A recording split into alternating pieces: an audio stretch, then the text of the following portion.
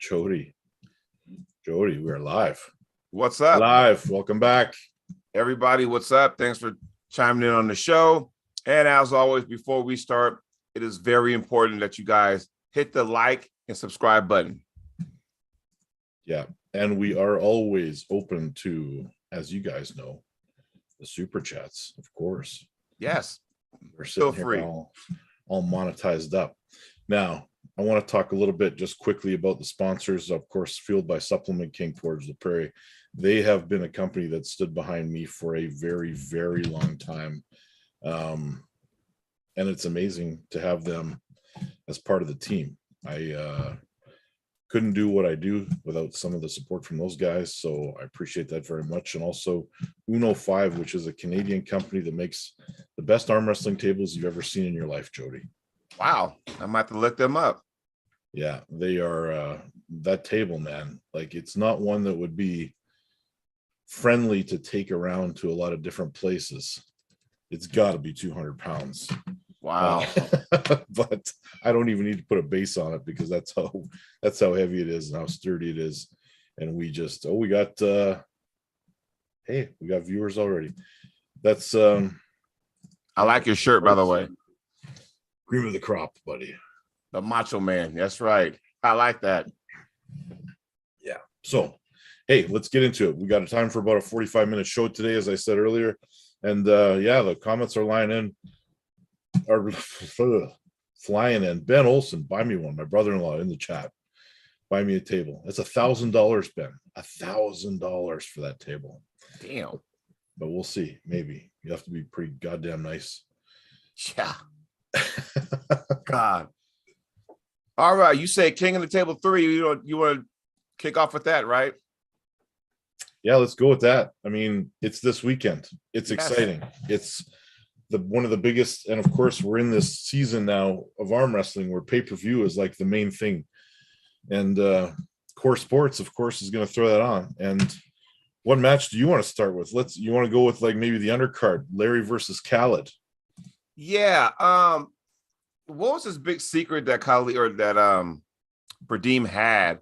This inside information he had, because over the X amount of months where Larry had when Chan Shaw was over there and Derek was over there and Larry Wills and those guys, and Khaled, his hand strength is just phenomenal. And I'm wondering if Larry can do anything with that. And rumor has it that he can't even get out of Khaled's hand whatsoever. What are your thoughts about having someone with a strong hand, even though they don't have the technical aspects of the game? Man, I don't know. I don't know what that secret is. Maybe the fact is that Khaled just doesn't know how to use his hand yet. Like, that could very well be it, but he's so strong. I don't know what he's doing to train for arm wrestling, because he was focusing on mixed martial arts apparently for a while, or some combat sports. Jody, we got a ton of people all chiming in the chat here already, but I don't know.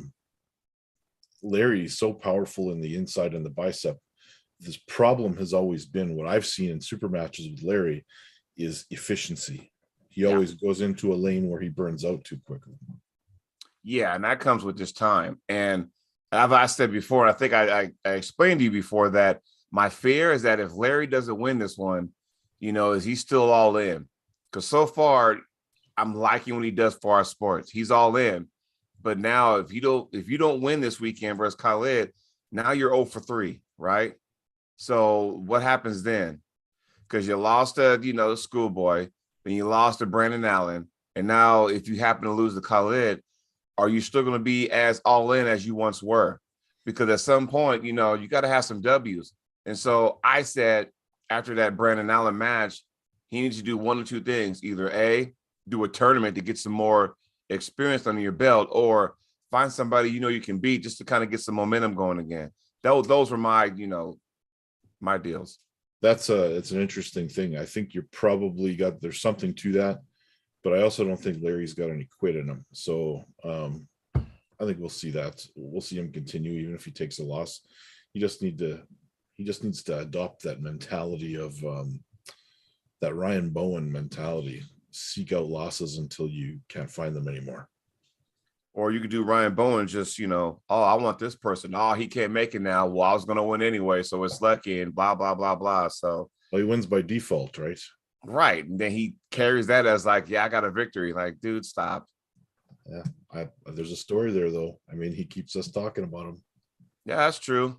I would have, you know what? If Bowen, for all the times he's trained with Brzezinski and Todd Hutchings and all that kind of stuff, and Devin Larratt, it makes me wonder, can someone just go beat him and be done and go next, right? Yeah. So speaking of Devin Larratt, Devin Larratt's favorite YouTube personality has just sent us a super chat. Really? Zap the Bee says one fact. Khaled had his second MMA fight, which he won by knockout a few days ago, which means he definitely wasn't training for arm wrestling. Excellent point. Zap the Bee, $5 super chat. Thank you so much. We appreciate that. Ben throws in there, Larry needs to enter some tourneys instead of using his status for to go for the top. Yeah, I agree with that. I mean, there's something to that too. We got tons of stuff going. Billy Berg and Ben Clausen are heading out here on Wednesday for a practice to train with me for my last practice before Monster Michael Todd. But Billy Berg. Yeah. So anyway, I'm gonna predict the Larry Wheels win on this one.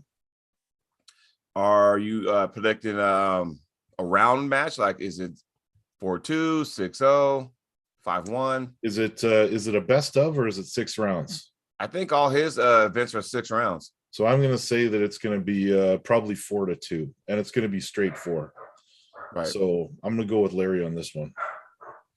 I'm going to lean toward Larry only because I love the hand grip people. So I love Khaled, but when you're focused on a certain event, that's where your focus is. And now you just got done. So now it's kind of hard to change gears and go, okay, now I got to be ready for this super match, where Larry is like, okay, I got to look at all my losses, correct them, and figure it out. Whereas I don't know how much we know of Khaled. I really, as far as arm wrestling, I really don't know. I can only go so far. So, yep, excellent point. Yep. Well, let's move on. Yes. Sarah Backman, Gabby Vasconcelos. This is the rematch from the WAL 506, I believe it was, which was a rematch from several matches over the years. Yeah. I mean, the first time I saw these girls go at it was the original Arm Wars, back in the day. And Sarah won both of those. Then Gabby came back and got her at WAL, which after match 1, we all know that Sarah suffered I think it was a shoulder injury. Yeah. So, but it took like 3 matches to get the first win, by the way, if you guys knew that, all the elbow fouls that Gabby had. So there's a lot of wear and tear on that one. And it was, honestly, it was interesting because that was a right-handed match. Shortly after that, Sarah's in a sling, goes to Nemiroff and just destroys everybody left-handed with her arm in a sling. So if you can picture this, Ryan, there's nothing holding the peg. She's in a sling, right-handed, smacking everybody left-handed and won Nemiroff in her weight class that same year. That's impressive in itself. We've all been waiting for this match, and now it's here. Now, I was going to bring this up as a separate topic, but let's just bring it up along the way because it's relevant.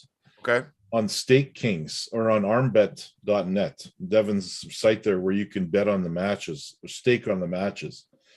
They've got Gabby. Well, first of all, there's nothing too special about the Khaled Larry match. It's just, you pick the winner. Right. But the interesting part is they've got Gabby versus Sarah as a shutout stake. So Sarah only has to win 1 match in the first 4 for whoever bets on her to win. Gabby's got to win 4 straight. That's so fuck. That's a mismatch.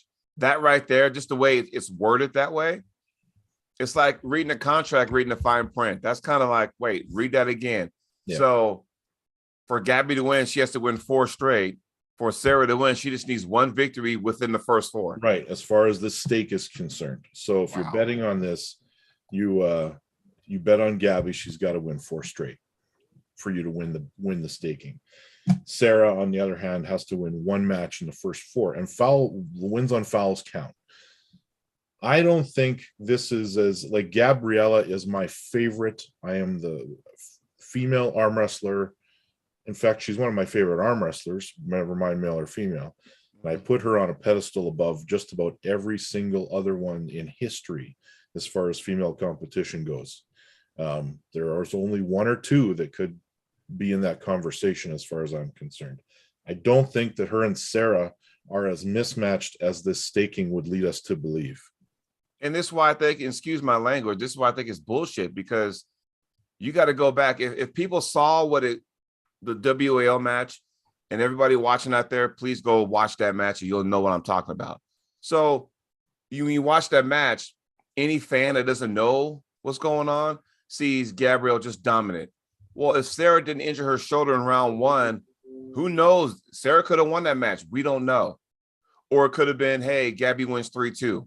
Who knows? We won't know because of the significance of that shoulder injury. When your shoulder goes out, ain't a whole lot you can do.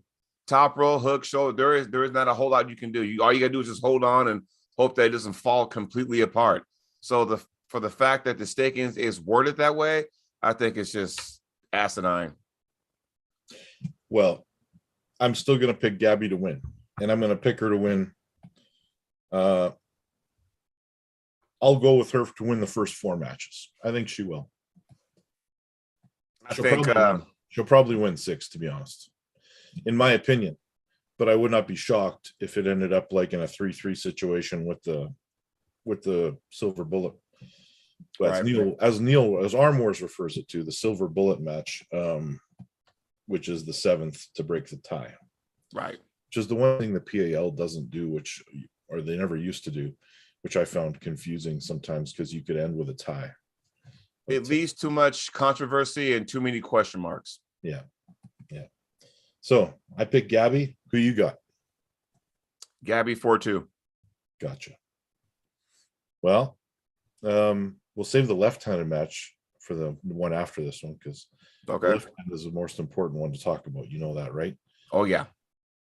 We got Dave Chaffee versus Alex Kordecha. And again, it's a shutout stake. What is this shutout thing all about? I mean, so for this shutout stake, the underdog, Dave Chaffee, only needs to win 1 round before Alex Kordecha can secure a victory for his stakeholders to get the win. Alex Kordecha must secure the victory by winning the first 4 rounds for his stakeholders to get the win. So Alex is the heavy favorite. Done. And I'm going to say why. Dave Chaffee, probably one of the strongest guys in North America, right, in our sport. And, you know, he's not known for his explosive hit, right? Alex is. However, and I'm going to use you for an example. Don't take it the wrong way. You're not a right-handed puller, okay? Jody. You are, but that's not your go-to. So when, you know, Kordecha goes against Hermes and you and all and the likes of those kind of people, they're not Dave Chaffee. I mean, you would have to say, and I'm saying this, you're my co-host. I love you to death, but for right hand purposes, you and Dave Chaffee are not on the same level. That's just on, which is the same as to say, hey, left hand, Dave's not on the same stratosphere as you. So with that being said, I think Dave would win that stake because of the fact that he will get he might get either match 1 or match 2, Dave's going to win. I think Alex, with his explosiveness, will catch Dave off guard. Dave's going to sit there and go, okay, I see where you're at now. I'm going to plant this elbow down, and you're not going to go through it the rest of the way. That's what I see, because now we're going to really see what Alex is made of. Well, here's what I think is going to happen. And I'll be happy to be wrong on this. And someone said, Stevie Diamond said, you would know the best, Ryan. Well, I've pulled both these guys. Yeah. I pulled Dave when he was, you know, Super Dave, like right at the top of his game too. Mm-hmm. I don't think that you can say Alex hasn't pulled the caliber of puller of Dave. He's taking care of Hermes, who took care of Matt Mask. He's taking care of Gennady, who then went on to, beat Monster Michael Todd. Like, there's weird things going on. I think that it is going to be almost impossible for Dave Chaffee to top roll with Alex Kordecha. And I don't think you're going to see anything but top rolls. So in other words, a lot of strap matches. Yep. Okay. Right off the bat, you're going to see strap matches, and I think Alex takes this one straight.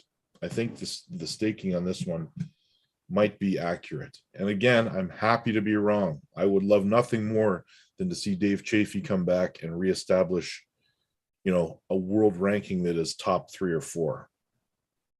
Yeah. I think Alex Kordecha is the real deal.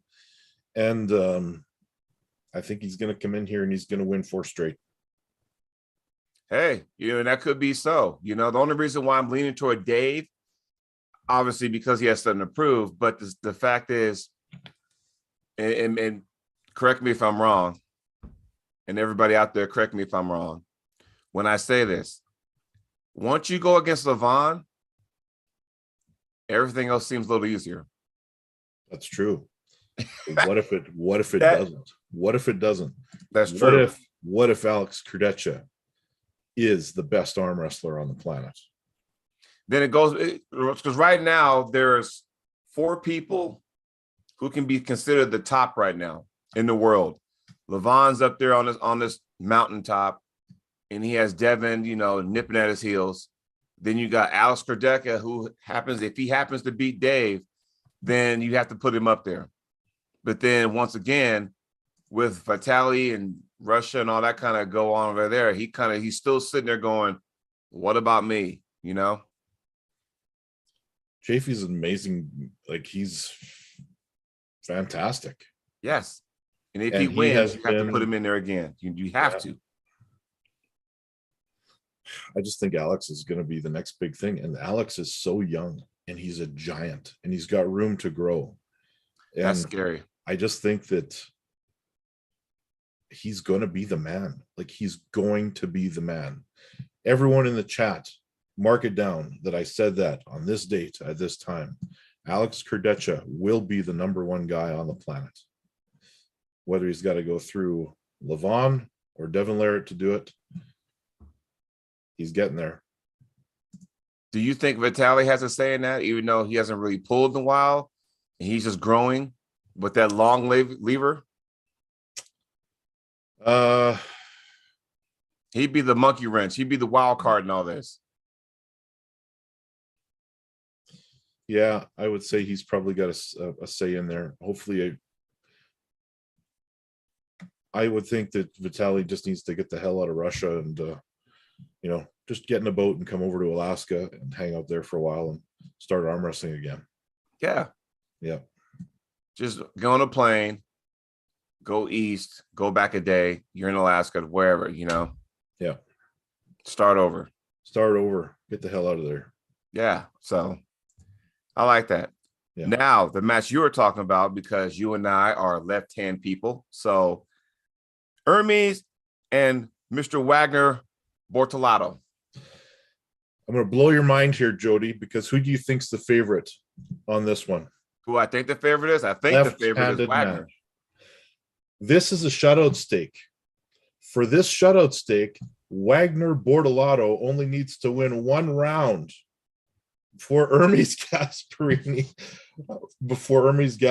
can secure the victory. Hermes must secure the victory by winning 4 rounds. So who made these? I gotta think that Devin's got input on this. They have Hermes as the left-handed favorite against Wagner. Really? Interesting. How so? I mean, I would love to know how he became the favorite left hand. I don't know, but if you're into betting, get over there and throw some money on Wagner, because he only has to win 1 round. And it's his dominant hand. It's either going to be match 1 or match 2 if he only wins 1 round. I think that Hermes is faster, So he might get a flash pin off the start, but I think Wagner can adjust and come back and win that. Now, Exactly. we have seen Devin completely drain Wagner of all energy and life force on an arm wrestling table.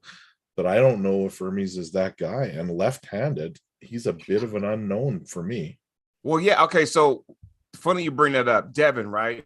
We saw on national TV, like you said, drained his power, but Wagner did get a win in that. So I don't know, take what you want from it. Wagner did get a win. He did, but I think Devin was throwing him a bone. Yeah. That's why I said take what you want from it. Now, with that being said, Devin is not known for his quick hit at all. Whereas Hermes is. Fox 8 Ball is messaging Wagner right now for comment. Oh, there you thanks, Fox. I love that guy. Love that guy. It's not an Hermes repertoire to sit there and hold somebody and drain them out, because his thing, I think if Hermes, especially against Wagner with this arm, would be in trouble if he tries to hold Wagner's head. Yeah. Now, if it was right arm, might be a different topic. However, with this, it's hard to bet against Wagner when all he has to do is win one. Yeah. Once he gets that shoulder involved, it's over. It's like Michael Todd left-handed. Once you get a shoulder involved, okay, it's a little different than as you are opened up. And that's nothing against you, because you'll know more about that in a couple of weeks. But I'm just saying, with Hermes, he's not that kind of puller. It's go, go, go. I gotta go. Because if it does stop, now we got to see you grind against somebody like a Wagner, Yeah. I got to tell you, man, I'm going to go with Wagner to win the super match, not just the staking, but I think he's going to win the super match. I'll give you Wagner 4-2. I agree. We agree on something finally.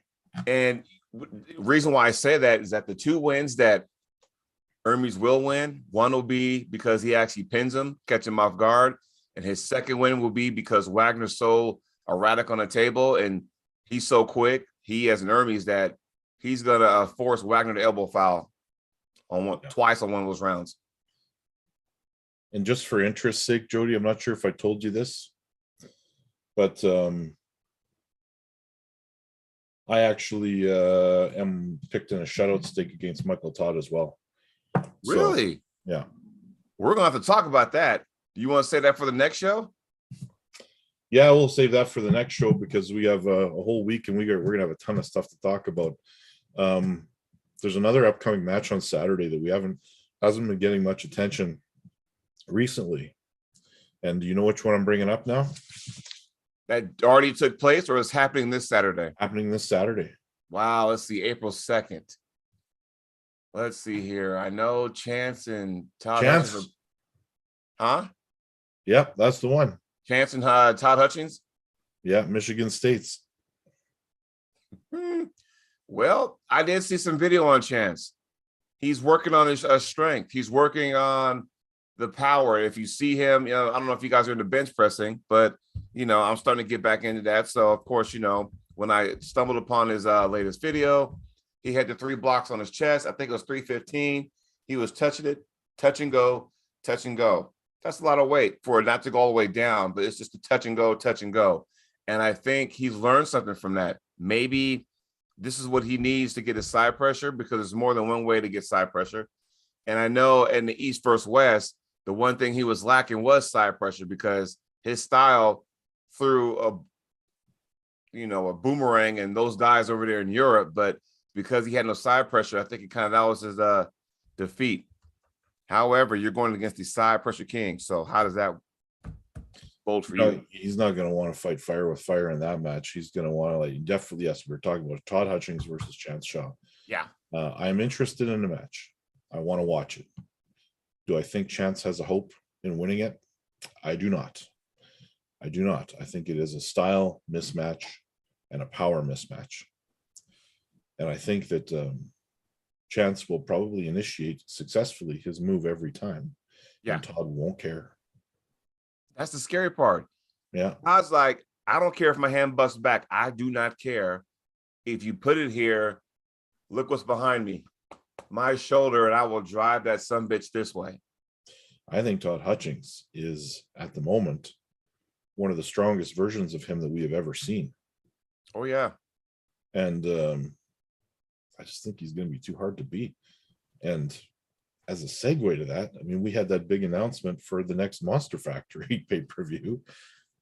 You know, he's going to be pulling Monster Michael Todd. You know, as far as those two getting together, that was a match that a lot of people in WAL want to see, but never got to see because there's too many rematches. So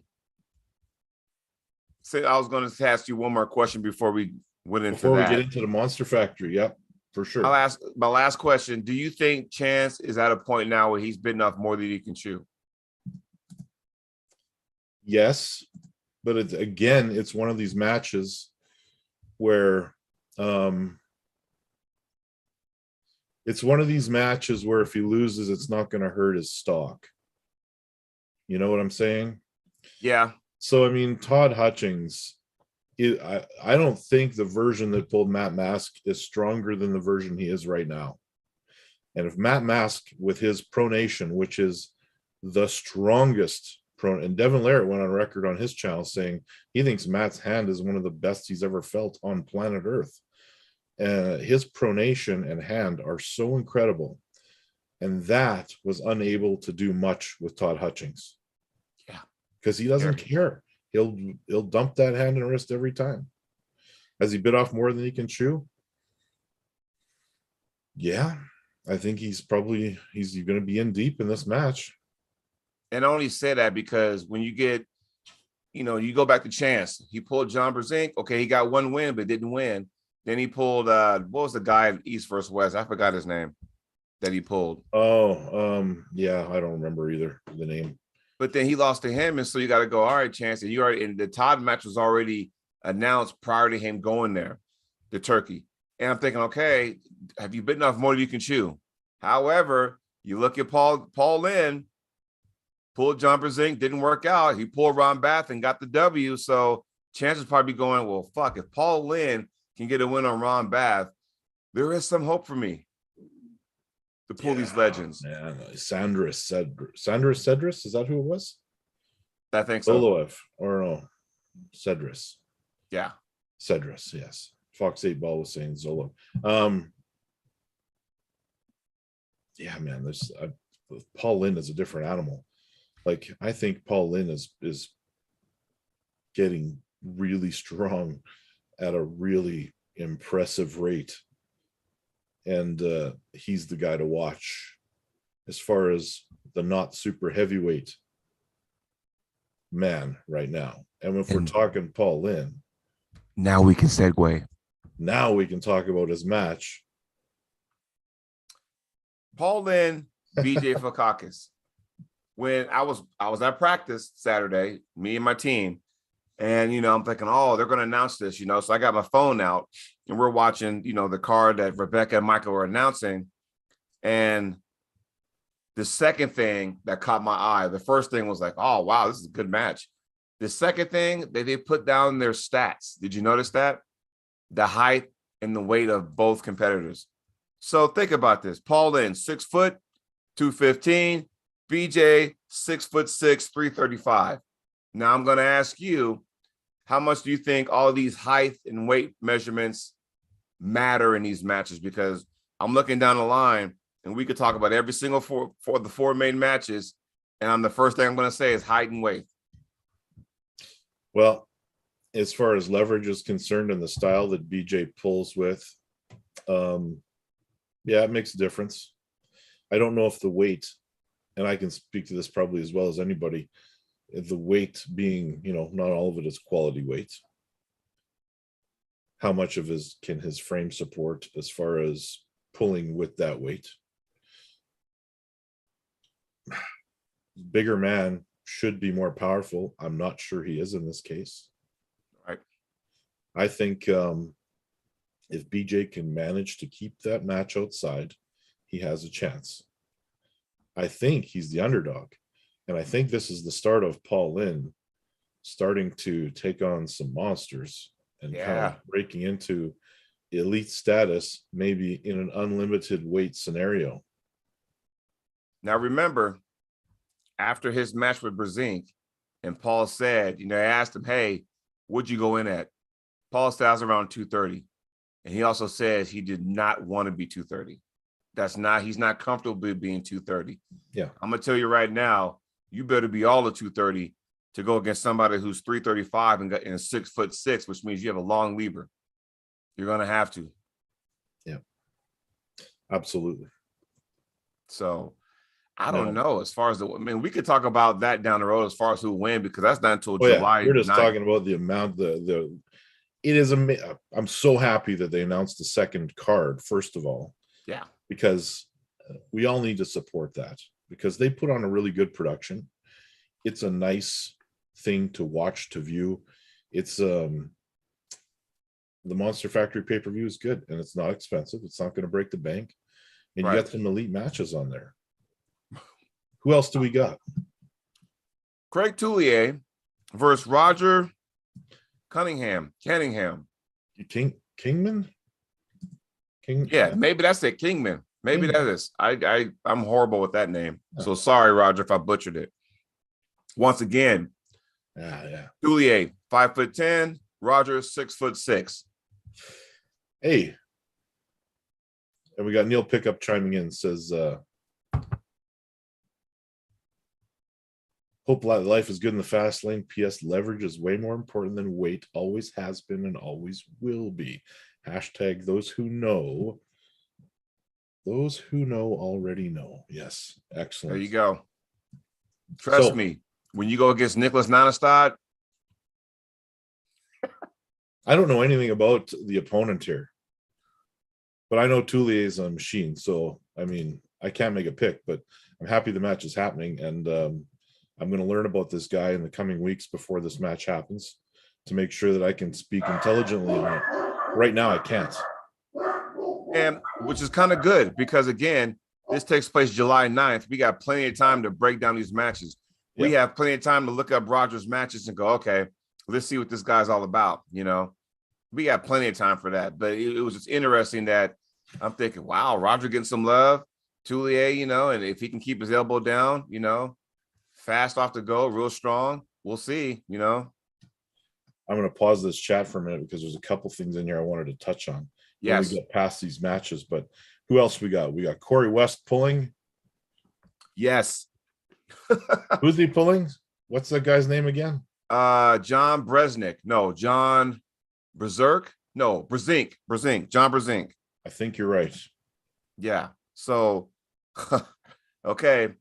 Where Neil just said weight doesn't really matter, but somebody who's 230 against somebody who's 420. And, and like I said, I don't know how much people take into consideration after pulling. I remember they were in Texas last year, and it was one of those the first ROT that came back, and Corey won. Well, John was there, and they happened to after pull. Like I said, it's after pulling. Take what you want from it, But after pulling is just, let me just see how you. No one after pulls top rolling all the time. First of all, let's get that straight. That's stupid, because there's some people who want to just sit there and top roll. I'm like going, who the fuck wants to top roll, after pulling? Put the strap on if you're going to do all that. But, Corey looked strong. John's like, oh, man, damn, I'm out here. This is before John started getting all that momentum. I think this is before John pulled Chance Shaw and then started catapulting that way. A little different now, okay? So as far as Corey, I'm not putting any predictions on it, but I will say this. It's like, okay, Corey, now forget Derek Smith, forget about who we think you should pull, blah, blah, blah, blah. You got guys like Brzezinski, you got Carl Stanley, you got yourself, all that before John Brzezinski. So we're going to know real quick where Corey really stands, real quick. Yeah, and he could be the next guy to be the man in North America. Yeah. I will find out. What else we got? We had another one. Underwood's pulling. Is he? No, maybe he's not. Maybe he's going to be a commentator because he's good at that. But we didn't touch base on Toddzilla and Michael Todd, the one that was supposed to happen in Wall that everybody wanted to see, but never actually did see. Now we're going to see it. We're going to see it. And, you know, we're going to find out if Michael's King's move can still stop, can still pull like it was, because I mean, this could be another 7-minute match. You know what I'm saying? And again, take what you want for practice. Do we remember last year when when Michael Todd was getting ready for Devin and he had a special, you know, training session that had Corey West, Toddzilla, and Don Underwood. If you go back to that, it's on Michael's channel. And, you know, Michael's here and Todd's just blasting. I like that kind of stuff, actually. I see things differently. I see when, you know, was Toddzilla really training with Dave Chaffee for Chan Shaw, or was he training for Michael Todd? Even though the styles are different, we're talking about brute strength power, right? So the way Todd trains with Todd Hutchings trains, it's almost like the training partner doesn't matter as long as he can get the appropriate level of resistance. Yeah. Yeah. The strength aspect, not so much technical. If you look at Michael Todd training, it's not that real technical to a certain degree. If he can get his cup, then it's over for the most part. Now, with Todd, I'm going to keep banging in Dave Chaffee 27 times, and maybe I'll get maybe 2 or 3 wins out of those 27 starts at a practice. Yeah. And Todd needs that because Todd, as in Toddzilla, he needs that because I think for him to go against somebody like a Michael Todd, it's going to be brute strength against brute strength. I got to have enough side pressure to get through his arm. Yeah. Exciting matches. And I hope everyone supports. Please do. And go watch King of the Table 3 this weekend. Michigan State also, I believe that's a pay-per-view. So we got enough to spend our hard-earned money on, but I'll probably buy both of those things and watch them all day long while I'm doing other things. I'll have them going on in the background. Although the King of the Table one, I might sit down and actually, you know, eat some Doritos and watch. Well, here's the thing. So next Monday's show is going to be packed because we're going to talk about all the results from those events. Yeah. Which will lead into the results of the following week, the one in Vegas. Yes. We got lots to talk about going forward, and it's a great time to be involved with arm wrestling. And by the way, Neil, if I haven't told you how much I appreciate you lately, I think what you're doing as far as recording the matches goes, the production you guys are putting out is the best thing I've seen. Yes. And then the pay-per-view stuff is a completely different avenue, which I really like that too. Arm Wars. I don't know if y'all can see it, but it says Arm Wars. I don't know if y'all can read it, but too much light. It says Arm Wars. Yeah. You guys watch it. Every Friday is coming out with another episode. And I believe the latest one they had in January should be coming out pretty soon too. All right. So are we a free-for-all now, Jody? I want to touch on a couple things I saw in the chat here. Yeah, let's do this. David, what do y'all think about Devin recently saying he's #1 right and left in North America right now? Well, first of all, right arm, you can't really dispute that, I think. Talking about North America? North America. Okay, I agree. Left arm, it's hard to, well, on what merit though? It's hard to say because it's hard for him to say that without being really tested. And you can pull with Evan Burgoyne and Curtis Cameron and all those guys all you want in practice. Doesn't mean a ton. Real competition is what's going to prove it. But I would have to think that if Devin feels like he is that strong, and the thought that his left arm is stronger than it's ever been is a little scary. Says he thinks he can beat Cody Merritt. We all know he thinks he can destroy me, but I would like to see it happen. Whether or not, let's do it. Don't talk about it, be about it. Yeah. You know what? I'm not hurt by him saying that. He's definitely probably got a claim to it, but I want to see him kind of, prove it. But at the moment, it doesn't matter what he says because he's got bigger fish to fry. Yeah, maybe he's like kind of saying that to kind of get some steam off that. But here's my question. Based on what merit, no point intended, but based on the point that when was Devin's last legitimate left-hand match? And don't fucking put that round 5 or 4 against Michael Todd at King of Table 1. That did no. When was Devin's last legit left-handed match? Honest question. Was Wagner after? Yeah, it would be Wagner, I guess. That was a long time ago. It's before the pandemic. Yeah. That's back when Gabby and I were still doing Crossfire. So I mean, and like I said, take what you want from that match. Fine. I think Cody could beat Wagner, honestly. I think so too. But I mean, honestly, if you take that, or you take the fact because the year before he pulled Saplink off and lost 6-0 with the weave and extension, whatever. There was that.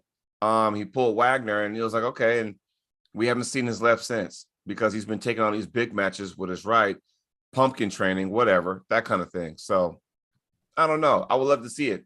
Either you versus him or, Devin versus Cody. We'll love to see it. Will we see it? I don't know. Cody's coming off surgery. Cody, get well soon, my friend, by the way. And then the final comment we'll close on here. Neil Pickup says, thanks, Ryan. I'm hoping that both you gentlemen will be joining us in an Arm Wars Iron House event in 2022. So that would be amazing. Neil, I'm in. My left arm is feeling pretty goddamn good right now. So we'll see what happens. Neil, I want to thank you for the olive branch. My fingers are crossed. So, Jody. Yes, sir. Let's put a bow on this one. Let's do it. 45 jam-packed minutes of a show here. If you guys haven't already, make sure you hit like and subscribe. It is free to subscribe. Yes. Do that on this channel. Remember Pradeep telling us, make sure we say it. But also in the video description is a link to Jody's channel. Get on over there, hit subscribe, watch some of his stuff, hit like on his videos, and we appreciate the support. Thanks, everybody, for joining us. Ryan, have a good weekend. It's going to be an eventful weekend, and my friend, we're going to have a lot to talk about next Monday. And Neil asked a question. I need some clarification, Neil, before we do it. But Jody, yes, as we go forward, people are getting used to these Monday morning shows and chiming in. What's your feelings about Chef Sandras Cedras of Latvia? I don't know. I don't know what the hell you're talking about. Neil, send me a message and we'll figure that one out for next week. All right, everybody. Enjoy the rest of your day. Mega Monday. Neil, love you, my friend. Keep doing what you do. We all love it. You enjoy the rest of your day. So long, everybody. And we did it today without any connection disruptions, Jody. So that's awesome. I'm glad you said it at the end of the show and not in the middle of the show. Yeah. All right, everybody. See you next week. Take care.